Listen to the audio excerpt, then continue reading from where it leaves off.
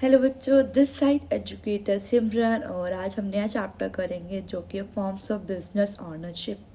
वैसे ही बेसिकली देखा जाए मैंने इनके जो पार्ट्स हैं जो इनके फॉर्म्स ऑफ बिजनेस ऑनरशिप है उनकी वीडियो पहले ही अपलोड कर चुकी हूँ सेपरेट सेपरेट। अगर आपको डिटेल में मतलब कोई टॉपिक समझना है वो वीडियो देख सकते हो।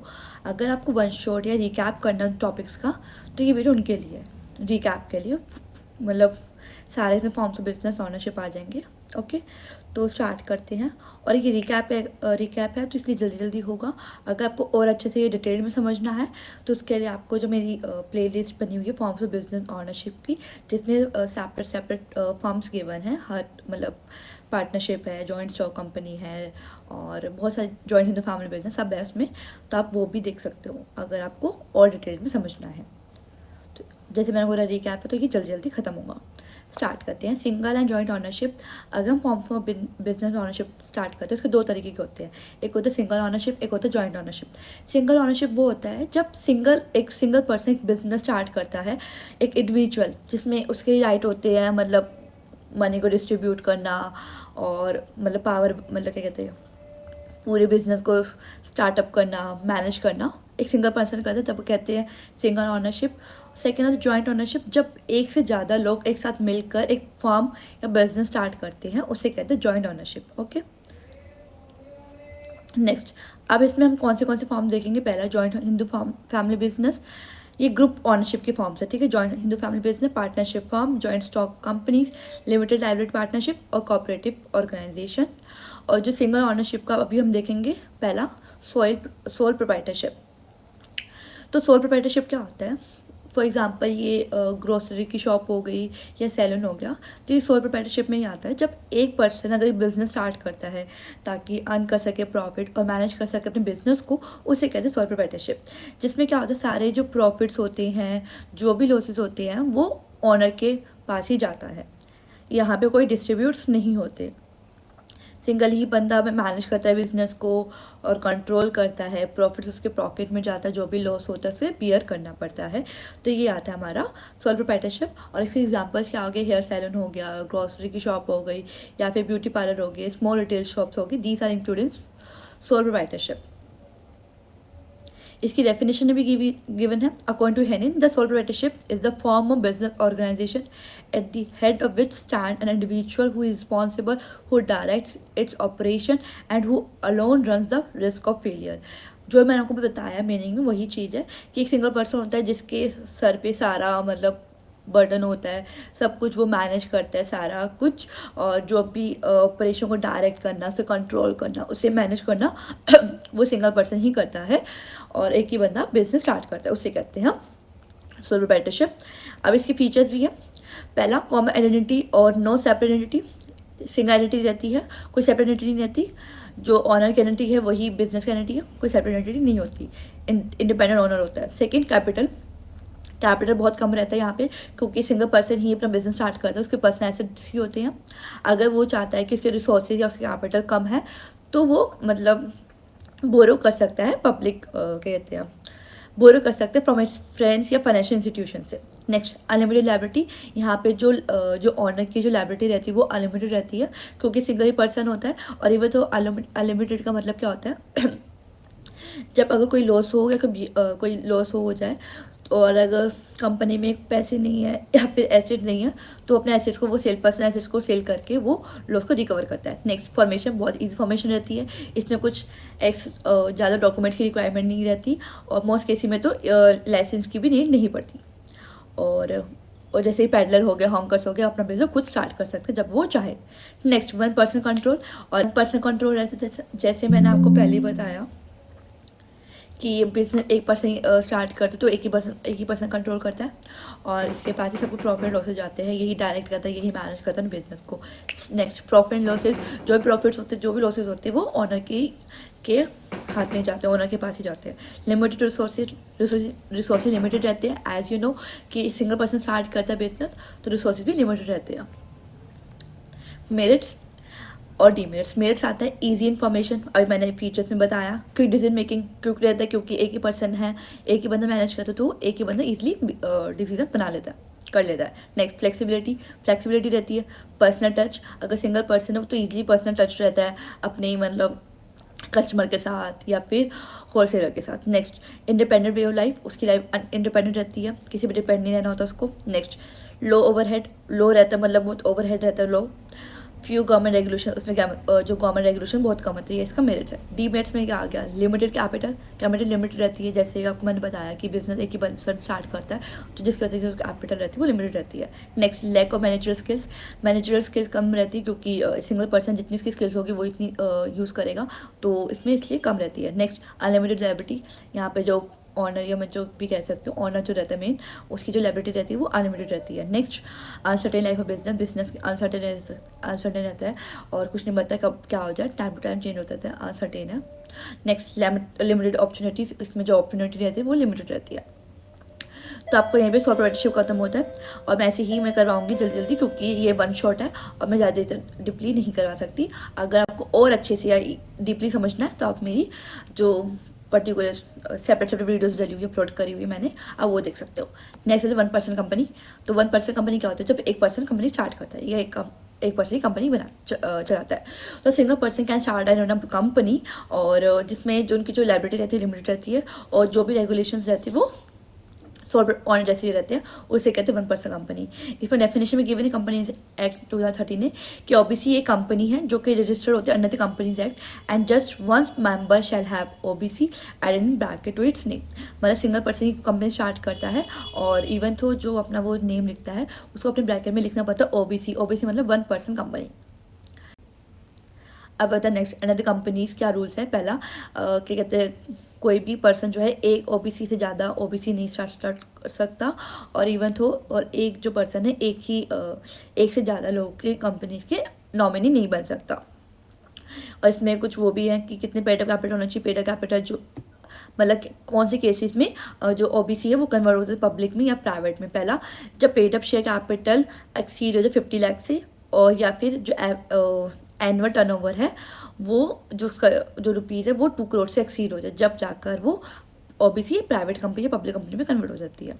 फीचर्स क्या है ओबीसी के, ओबीसी की फीचर्स ये है कॉर्पोरेट एंटिटी होती है, वो रजिस्टर कर सकती है with as a private company with one member only. मतलब एक तरफ से एग्जम्पशन होता है, वैसे देखा जाए प्राइवेट कंपनी जो होती है मेनली स्टार्टिंग विद 2 होती है, बट इस केस में 1% कंपनी में प्राइवेट कंपनी स्टार्ट कर सकती है 1% से भी। नेक्स्ट जो मिनिमम शेयर कैपिटल है वो जो प्रिस्क्राइब किया गया गवर्नमेंट के थ्रू वही करना चाहिए। नेक्स्ट ये जो भी मैनेज किया जाता है ओबीसी में वो सिंगल पर्सन ही करता है। नेक्स्ट इसके जो एनुअल अकाउंट्स है जो भी है, एनुअल अकाउंट्स हो गए and file of copy annual accounts की वो रजिस्ट्रार करनी पड़ती है, कहाँ पे, रजिस्ट्रार ऑफ कंपनी में रजिस्टर करनी होती है। Next OPC shall have to indicate the name of the person who is the event of subscribers, और इसको मतलब बताना होता है क्या कौन है सब्सक्राइबर्स डेथ के लिए और डिसेबिलिटी के लिए। अगर फॉर एग्जांपल ओबीसी अगर फॉर एग्जांपल डिसेबल हो गया या फिर उसकी डेथ होगी तो उसकी जगह कौन मतलब बिजनेस कंटिन्यू रखेगा, will become the member of the company, कौन मेंबर रहेगा उसके बाद। ये इसके फीचर्स हो गए। मेरिट्स एंड डीमेरिट्स बेसिकली इसके थ्रू ही निकाले जाते हैं, तो आप एक बार रीड कर लेना, आपको समझ आ जाएगा। अगर आपको तब भी समझ नहीं आता then can see my video of short जो मैंने पर्टिकुलरली सिंगल वीडियो अपलोड करी हुई है। Next joint Hindu family business. तो जॉइंट हिंदू फैमिली बिजनेस क्या होता है, जब एक फैमिली अगर एक बिजनेस स्टार्ट करती है और उसे कहते हैं जॉइंट हिंदू फैमिली बिजनेस। यहाँ पे क्या रहता है ये कहाँ किसके थ्रू गवर्न की जाती है, हिंदू लॉ के थ्रू एंड हिंदू कस्टम के थ्रू। और ये जो बिजनेस है, if the business setup by a person is carried on by male members of his family after his death and joint Hindu family business. तो जॉइंट हिंदू फैमिली बिजनेस क्या है, जब एक फैमिली एक बिजनेस स्टार्ट करती है, और ये कौन गवर्न करता है इनको, हिंदू लॉज और हिंदू कस्टम्स। इसमें क्या रहता है मेनली देखा जाए जो मेंबर्स रहते हैं वो मेल रहते हैं, और जो मेंबर्स कैसे बनते हैं क्या कहते हैं, जब भी उनकी फैमिली में किसी कोई भी बर्थ जन्म लेता है वो तुरंत ही उस टाइम पे वो मेंबर बन जाता है। ये होता है जॉइंट हिंदू फैमिली बिजनेस। तो it refers to the form of business और organisation which is owned and carry by jointly by the members of Hindu undivided family. Hindu undivided family means जो जॉइंट है तभी तो अनडिवाइडेड है ना। अगर वहाँ के जो मेंबर्स हैं अगर बिजनेस स्टार्ट करते हैं तो कहते हैं joint Hindu family business. Next और इसमें कुछ बातें बताई गई है। जो फैमिली का बिजनेस रन करता है उसे कहते हैं कर्ता। नेक्स्ट, जो उसकी जो कर्ता की लायबिलिटी रहती है वो अनलिमिटेड रहती है। नेक्स्ट, और जो बाकी मेंबर्स होते हैं उसे कहते हैं कॉम्प्रेंसियस नहीं कॉम कॉपर सेंड्रियस। और जो कॉपर सेंड्रियस होते हैं वो कोई भी कर्ता पे क्वेश्चन नहीं उठा सकता। इस पर दो सिस्टम्स होते हैं, एक होते हैं दयाभाग्य सिस्टम, एक होता है मितकशरा सिस्टम। दयाभाग्य सिस्टम जो है वो एप्लीकेबल है वेस्ट बंगाल में, जहाँ पे दोनों लोगों, मेल एंड फीमेल दोनों लोग जो है मेंबर्स बन सकते हैं। नेक्स्ट, मितकशरा सिस्टम जो है वहाँ पे क्या रहते हैं, जहाँ पे खाली जो कि एप्लीकेबल है एक्सेप्ट वेस्ट बंगाल को छोड़कर बाकी हर जगह पर, जहाँ पे मेल ही खाली मेंबर्स बनता है। नेक्स्ट, अब फीचर्स क्या है। पहली बात, मेल मेंबर्स रहते हैं, यहाँ पे ओनली मेल ही मेंबर्स बनेंगे। नेक्स्ट, मेंबर्स बाय बर्थ, जैसे उसकी फैमिली में जन्म लिया जाता है उसके बाद वो जो मेंबर्स वो बन जाते हैं।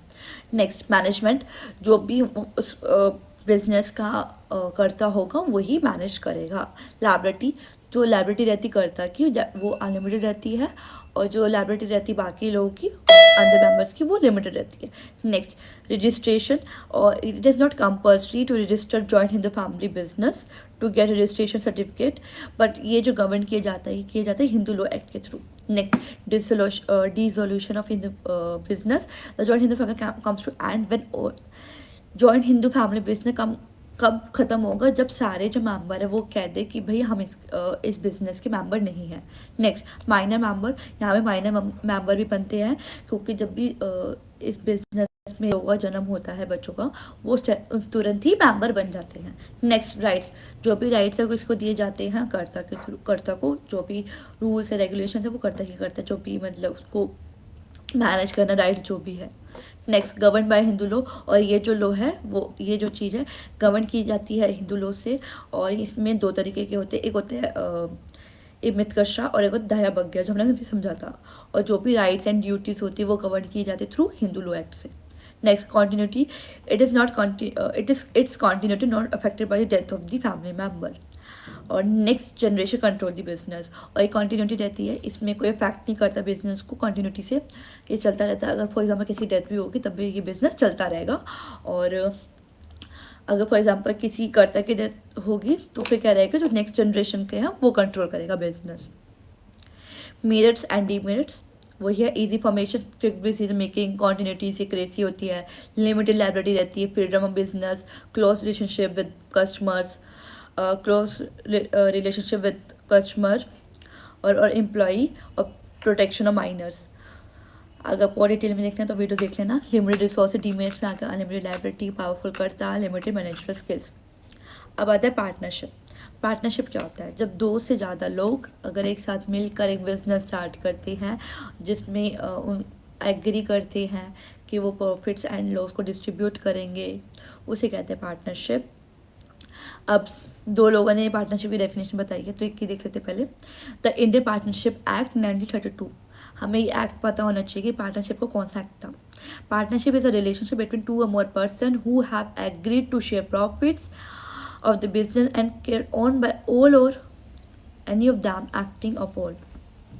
और इंडियन पार्टनरशिप एक्ट 1932 ने ये बताया है कि पार्टनरशिप एक रिलेशन है दो से ज़्यादा लोगों का, जिसमें प्रॉफिट डिस्ट्रीब्यूट किए जाते हैं और सब एग्री होते हैं, और ज़रूरी नहीं कि सभी लोग काम करें। कई केसेस में ऐसा होता है कि दो तीन लोग काम करते बाकी काम नहीं करते, पर प्रॉफिट सब लेते हैं। ये पहले ही बात क्लियर हो जाती है पार्टनरशिप स्टार्ट करने से पहले कि कैसे कैसे काम करना है। ओके, फीचर्स देख लेते हैं। नंबर ऑफ मेंबर्स, पहला मिनिमम रहते 2 और मैक्सिमम रहते 50।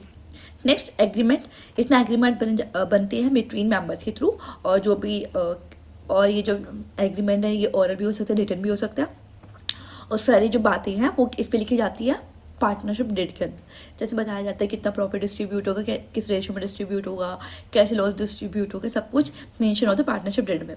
नेक्स्ट, लॉफुल बिजनेस होना चाहिए। ऐसा नहीं कि आप बिजनेस स्टार्ट कर रहे हो मगर पार्टनरशिप में आए हो बट इलीगल के लिए, जैसे लोग 3-4 लोग बने एक साथ आए कि हम ना चोरी करेंगे, चोरी का बिजनेस। अरे भाई ऐसा नहीं, जो लीगल होगा वही आप बिजनेस स्टार्ट कर सकते हो। नेक्स्ट, शेयरिंग ऑफ प्रॉफिट्स, और जो भी एग्रीमेंट में लिखा होता है कितने रेशियो में कितने परसेंट में हमें प्रॉफिट शेयर करना है, उसके अकॉर्डिंग में प्रॉफिट और लॉस से शेयर करना होता है। Next, agency relationship, agency relationship में क्या है, हर जो मेंबर है वो एक दूसरे का एजेंट है और एज वेल एज प्रोवाइडर है। नेक्स्ट, अनलिमिटेड लायबिलिटी, उनकी जो लायबिलिटी रहती है वो अनलिमिटेड रहती है। Merits, easier formation, more funds, sharing of risk, balanced decision making, pooling of skills, secrecy or scope of expansion.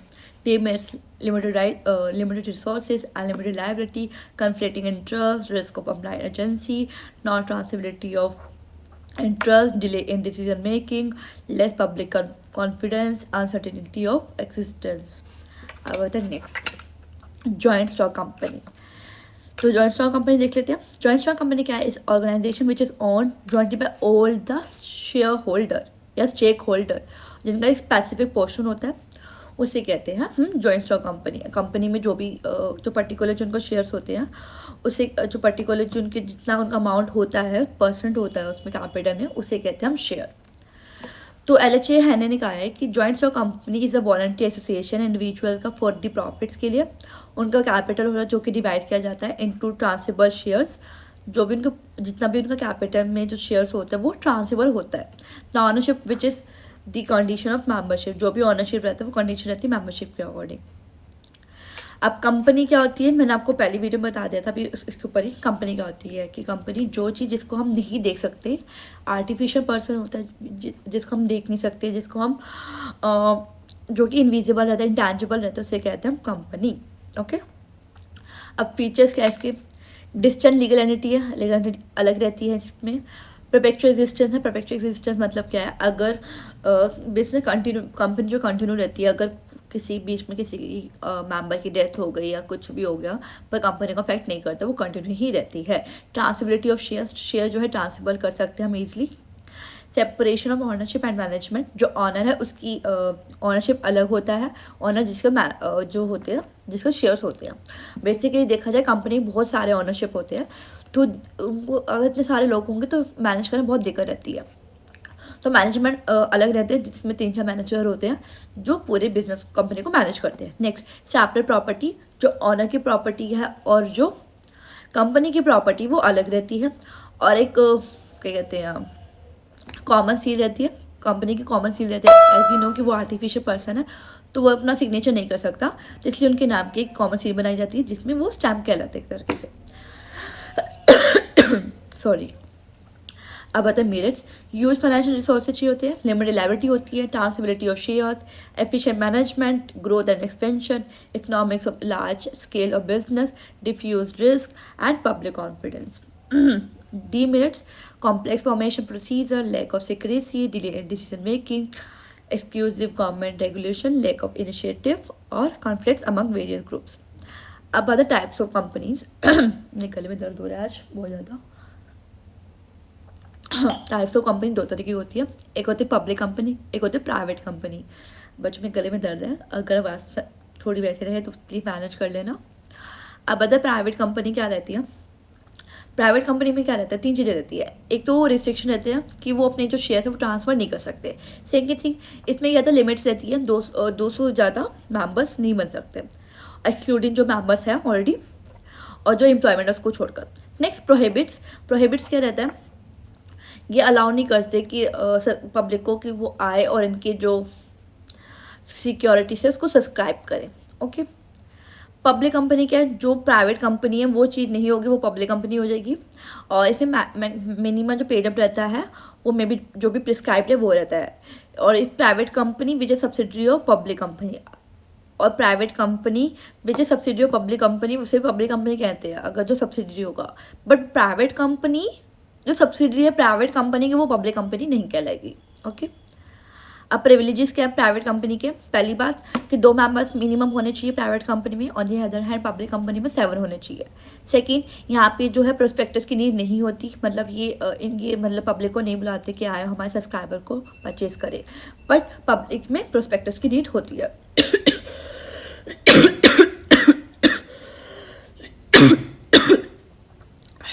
Next, allotment of share can be done without receiving the minimum subscription.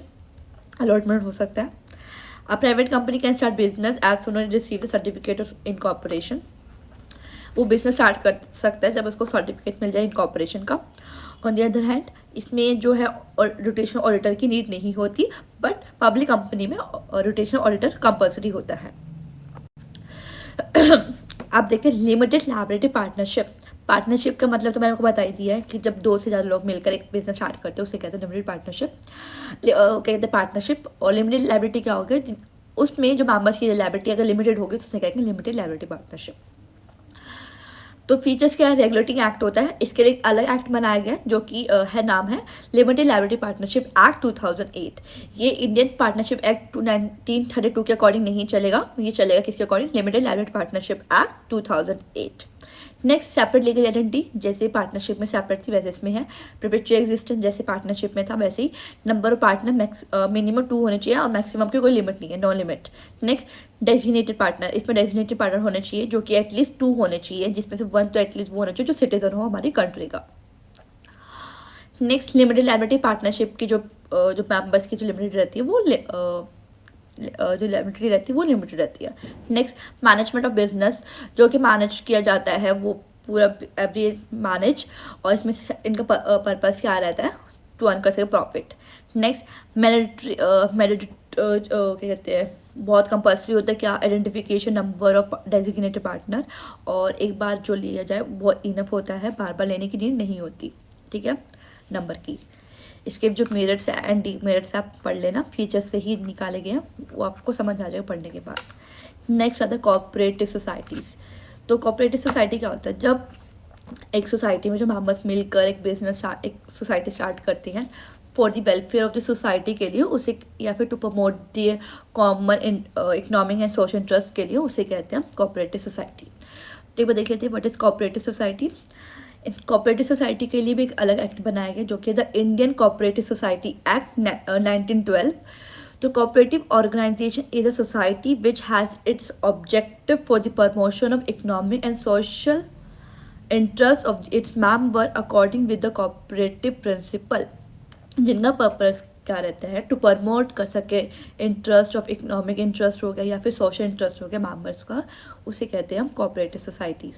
इसकी features क्या, पहला voluntary association रहता है इसमें, ऐसा नहीं आप किसी को फोर्स करेंगे आप मेंबर बनो, ऐसा नहीं, जब वो मेंबर चाहे वो मेंबर बन सकता है, जब वो चाहे वो कंटिन्यू कर सकता है, अगर वो चाहे वो छोड़ भी सकता है। और जिसमें ये क्या कहते हैं, इसमें ये रहता है जब पर्सन के कॉमन इंटरेस्ट होता है तब ये ऑर्गेनाइजेशन स्टार्ट होता है। नेक्स्ट लीगल स्टेटस रहता है इसमें, ठीक है, इलीगली नहीं होता। नेक्स्ट लिमिटेड लायबिलिटी रहती है, जो मेंबर्स की लायबिलिटी होती है वो लिमिटेड होती है। इसका जो पर्पस रहता है वो सर्विस मोटिव रहता है, ना कि प्रॉफिट मोटिव। इनका पर्पस क्या रहता है, ताकि प्रमोट कर सके डिफरेंट सोर्सेज और different types of service to the members. तो ये इनका पर्पस रहता है, सोशल मोटिव रहता है, ना कि profit motive. Next equality of voting rights, सबके पास इक्वल राइट्स रहते हैं, one man have one right, और जो भी डिसीजन होते हैं वो टेकन किए जाते हैं through the majority. Next democratic management के हिसाब से, क्योंकि इसमें जो बिजनेस रहता है वो जो बॉडी मेंबर रहता है वो कंडक्ट किया जाता है, इलेक्टेड किया जाता है बाय दी जो मेंबर्स हैं वही बिजनेस को कंट्रोल करते हुए कंडक्ट करते हैं। नेक्स्ट, और इसमें क्या रहता है, one man haves one vote.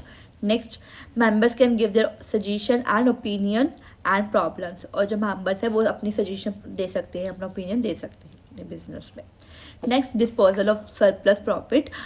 वैसे इसमें जैसे आपको मैंने बताया कि प्रॉफिट मोटिव नहीं होता, तो अगर हमारा सरप्लस प्रॉफिट अगर अर्न होता है तो उसको ट्रांसफ़र किया जाता है कहाँ पे, स्टैट्यूटरी रिजर्व फंड में, और जो भी बाकी जो भी अमाउंट रह जाता है वो फेयर रेट ऑफ इंटरेस्ट में मेंबर को डिस्ट्रीब्यूट कर देते हैं।